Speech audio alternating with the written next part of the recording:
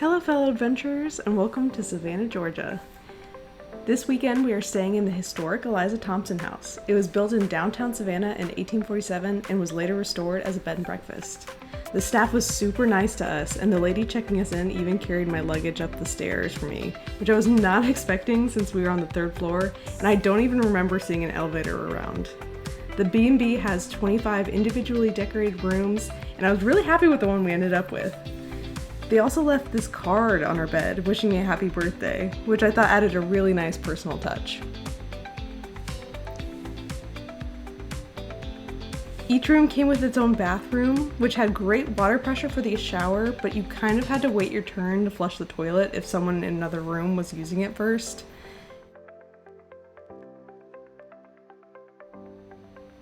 My favorite part of the whole place was the gorgeous courtyard, which I could not stop staring at the whole time we were there.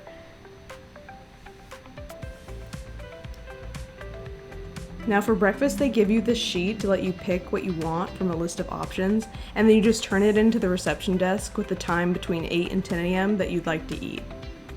Finally, they give you this little card with local coupons, the Wi-Fi password, and reminders of the times of events they serve food at, one of which we're heading to right now. In the evening, they have wine and different hors d'oeuvres available in this parlor that you see here, and from 8 to 9:30 each night they offer dessert and port. Now, as expected, we were the youngest by far, but no matter. Our first night we did miss dessert because we went out to grab some dinner and more drinks at a local pub called McDonough's. Mostly we just needed somewhere to kill time before heading off to the meetup spot for our ghost tour, but the vibes were good there. Now, at this point, I'm a few drinks in and ready to be spooked. So, welcome to Afterlife Tours. So every place we're going by, we have spent the night and conducted research at. Along with the ghost tales, I'll be playing some evidence we've called from every location. So we'll get started, guys. The story about this house is about an old doctor named Dr. Brown. This doctor moves to Savannah in 1876 from Charleston, South Carolina. The reason he came here in that specific year, that was the year of the last and the worst yellow fever epidemic to ever ravage the city. So they were here about a month and a half as two kids get sick of yellow fever and die a few weeks later. Another few weeks goes by, his wife gets sick and dies the exact same way. This doctor was so depressed that he bricked himself up in that upstairs corner bedroom to commit suicide. Now I hear this story a lot on ghost tours walking by the house, and it's written in a lot of the ghost stories downtown. However, there's a few problems with the story. It's the only house to ever sit here. They built this house in 1898. That would have been 22 years after our last yellow fever epidemic happened. There's no way a doctor moved here in 1876. The house wasn't even here. There's no record of a doctor or any Brown family ever living here. We've disproved the story as urban legend and folklore, and it's told in our city every single night. So even more surprising, they're telling the same story on ghost tours in Charleston, South Carolina, St. Augustine, Florida. We had some guests that have heard it on a tour as far as New Orleans, Louisiana. So we got some tour guide topping cities making some stuff up. So the problem was, it took us a while to figure out why the building's so haunted. Then we started researching the land where the house is sitting and where you're standing, and we found the problem with the hauntings. Right now, we are currently standing on top of one of the oldest Jewish cemeteries in the southern United States. There are bodies buried where we're standing. The cemetery used to extend all the way underneath what is now that First Presbyterian Church, and beyond that church as well. They paved over all the bodies and left all the corpses still beneath the streets. Savannah's been nicknamed the City of the Dead, and they find corpses all the time doing renovations in the city.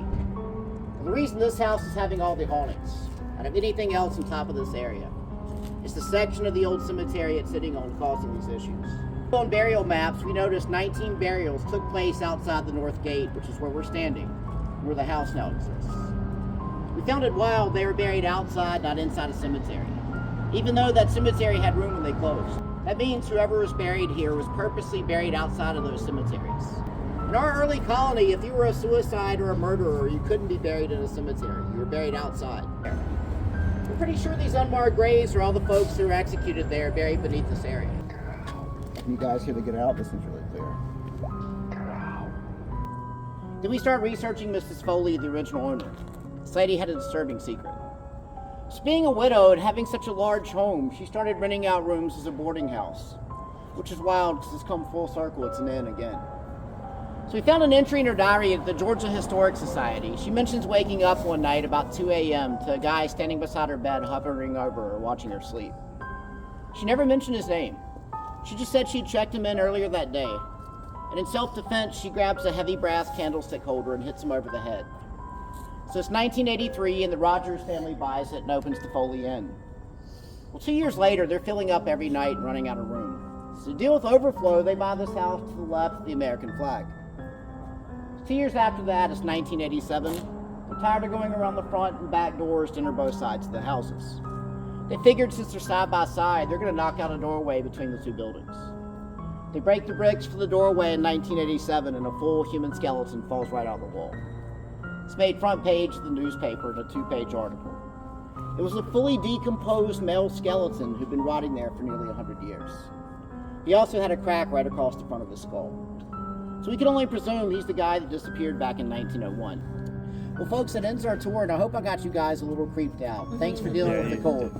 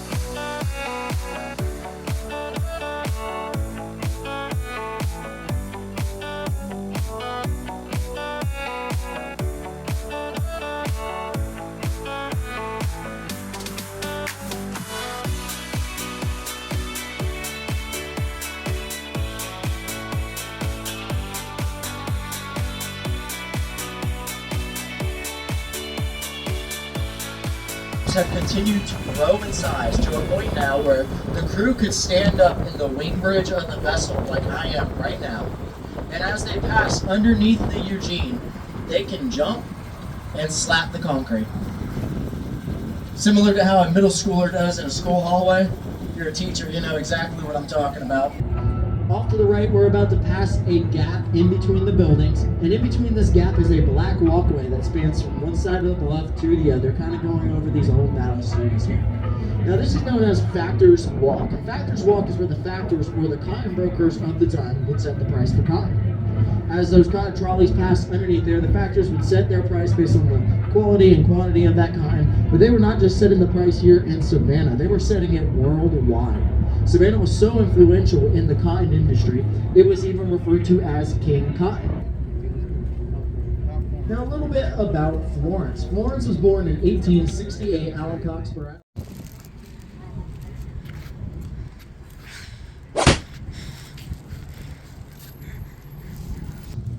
And in front of those domes, you're going to see piles of commodities. This is actually our East Coast breakfast dock here. What you're seeing piled up on that dock is your favorite cereal items: Cookie Crisp, Captain Crunch, Cinnamon Toast Crunch. We're going to load them onto these break bulk carriers where they are sent overseas, packaged up, delivered back here to America on your favorite Walmart, Publix, Target shelves.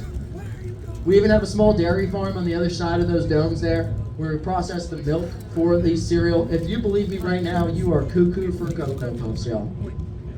Confederate presence here, despite their naval defenses, was not actually that strong. And so Sherman and his men ended up surrounding the city, kind of forcing the mayor to have to surrender, which of course he did.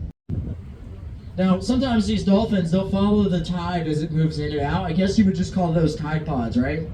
And we call a group of dolphins just hanging out, chit-chatting, having a good time. You call that a podcast, right? Now, I've been told that my dad jokes are so bad, people have thought about jumping off the boat to get away. I don't know about y'all, I just think that's a little bit overboard, don't you?